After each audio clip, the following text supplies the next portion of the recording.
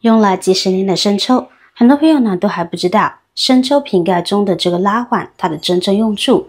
看完视频真的长知识了。大家好，欢迎来到美食采味。一年四季，一日三餐，想要把美食做得诱人，还真就少不了各种调味品了，比如生抽、老抽、酱油等等之类的。就以生抽为例，我们把盖子打开以后，就会看见有这样的一个拉环。在我不知道它的作用之前，还想着挺烦人的，每次呢都要花费点精力来将其打开，还挺费力的。真的是用了几十年，今天才知道它的妙用。我们先来说一说它的第一个用处。第一个用处不用细说，大家应该都知道。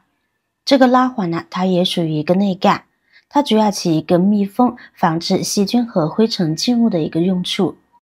其实不只是这个生抽瓶瓶盖中间有一个拉环，许多其他瓶装调味品瓶盖上都有类似的设计。这是因为这样呢，可以减少空气中的微生物通过瓶口进入瓶内，从而污染瓶内物品的概率。试想一下，如果没有这个拉环的话，那么只是一个盖子，它的密封性可没有这么好哦。那很多人想着将其打开后呢，就没有什么作用了。生活中基本上呢都是拉环取出来之后，随手呢就将其扔进垃圾桶了。殊不知这个拉环呢还有一个非常重要的作用，能解决每个人在使用生抽时困扰的难题呢。我们将其打开后，我们先来观察一下它的结构。可以看到这个拉环呢，它的下面呢呈完整的块状，与环状中间呢只有一个连接点。除了这个连接点呢是连接一处的之外，其他地方呢全部都是分开的。那接下来我们来看看它的实际用途，这样呢大家就可以一目了然了。先准备一只干净的碗，来模拟一下平时我们倒生抽的样子，尤其是这种大罐子的生抽。可以看到现在瓶口呢就会有一点大大的口子，有时明明只需要一点点的生抽，结果一下子却倒了这么多出来。这样在使用生抽的过程中，一不小心呢就会一次倒出很多的量，而倒出来的酱油呢又不能重新倒回去，就非常的浪费了。而且在倒的过程中，又是这个酱油它还会溢到这个瓶子的外面，滴滴答答的到处都是，这样呢就既不卫生，而且呢还特别的浪费。这个问题呢很多人都不知道怎么解决，甚至会另外购买瓶子装这个酱油。其实想要避免这个问题，不用另外花钱，拉开的拉环呢就能够派上用场。我们只需要将拉环反过来，然后呢倒扣在瓶口的位置，将拉环盖上面的拉环用手轻轻的按压一下，就能够把这个拉环呢塞到生抽里面了。